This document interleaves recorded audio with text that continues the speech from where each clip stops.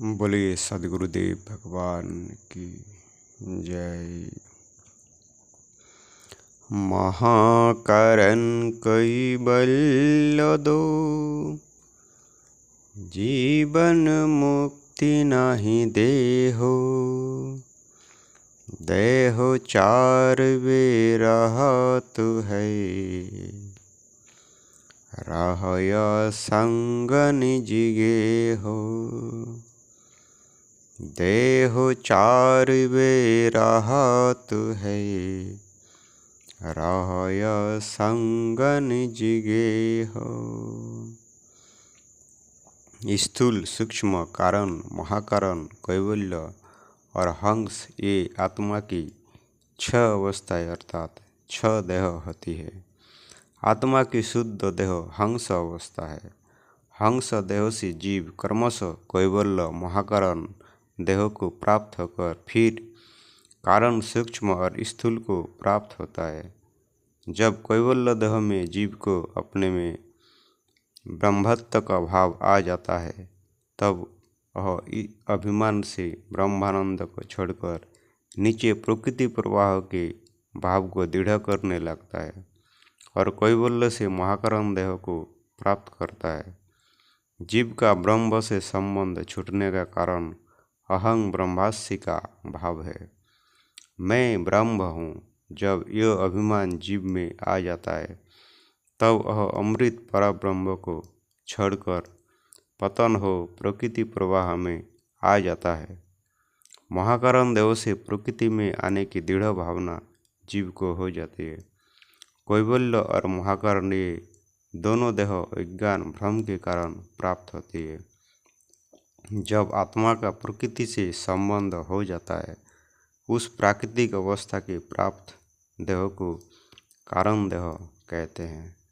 जब वहाँ से आत्मा का प्रकृति के भोग के लिए नीचे पतन होता है, तब इस सूक्ष्म देह को 19 तत्वों की प्राप्ति हो जाती है। 10 इंद्रियां, 5 प्राण एवं चतुष्टय अंतःकरण ये 19 तत्वों की बनी हुई सूक्ष्म देह है। सूक्ष्म शरीर में आत्मा को प्रकृति के कारण उपभोग के लिए प्राप्त हो जाते हैं। सूक्ष्म शरीर के प्राप्त हो जाने पर ये जीवात्मा रज बीर्जों के द्वारा गर्भ में प्रवेश कर व्यक्ति बाहर जगत में आ जाता है।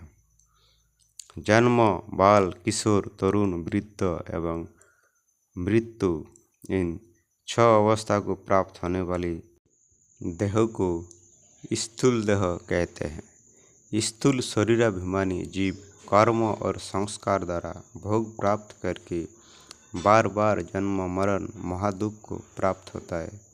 जीव के दुख का कारण जन्म ही है। जब जन्म और मरण एवं त्रिगुणों के त्रिघात द्वंद्व से जीव छूट जाएगा, तभी उस अपने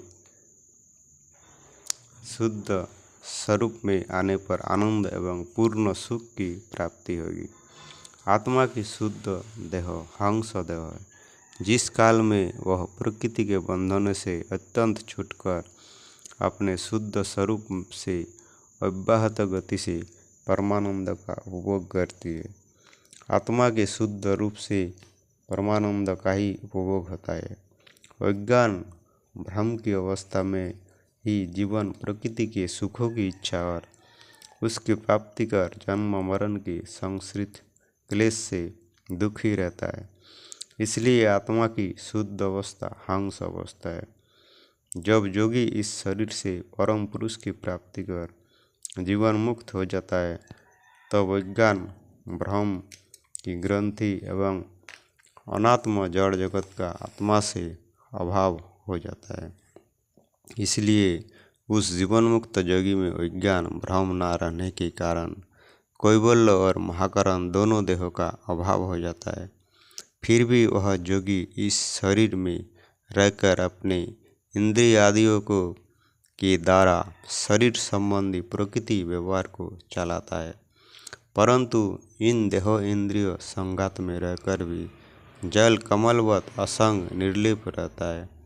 इसलिए शरीर में रहने के कारण जीवन मुक्त सहज योगी में स्थूल, सूक्ष्म, कारण और अपनी शुद्ध सत्ता हंस देह रहती है। इन प्राकृतिक 3 शरीरों के साथ रहने पर भी वह योगी इनके धर्मों से असंग हो अपने शुद्ध चेतन स्वरूप में रह ब्रह्मानंद परम सुख को प्राप्त करता है। जीवन मुक्त और विदेह मुक्त ये योगी की 2 अवस्थाएं होती है। शरीर छूटने पर ही वह शरीर संबंधी कर्म और प्रकृति त्रिगुणों से नितांत अलग होता है। जब तक शरीर में है तब तक असंग निर्लिप अवस्था में भी प्रकृति के धर्म उसकी शुद्ध आत्मिक चेष्टा से होते रहते हैं, परंतु प्रकृति के धर्म उसको स्पर्श नहीं करते और प्रकृति के सारे कार्यों को करते हुए इन कर्मों से असंग रहता है।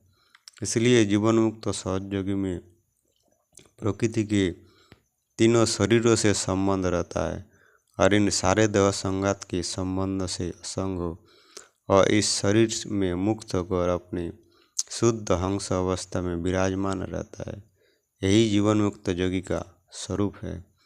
जीवन मुक्त योगी विदेह मुक्त होता है, अर्थात जो मुक्त है वही विमुक्त होता है। बोलिए सद्गुरुदेव भगवान की जय।